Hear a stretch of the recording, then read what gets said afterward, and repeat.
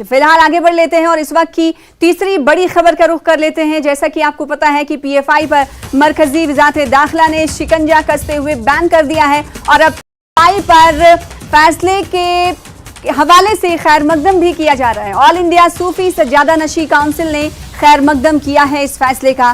Council के chairman Syed Naseeruddin Chishti ने एक बयान जारी करते हुए कहा है कि हम पहले भी मरकजी हुकूमत से पाबंदी की मांग करते रहे हैं, तो अब पीएफआई पर पाबंदी के बाद पीएफआई के हवाले से लिए गए फैसले पर रिएक्शंस भी आने लगे हैं। सबसे पहले रिएक्शन की अगर बात करें किसी तंजीम की, तो ऑल इंडिया सूफी सज्जादा नशी काउंसिल ने इस फैसले का खैर मकदम किया है कि बैन होना चाहिए था।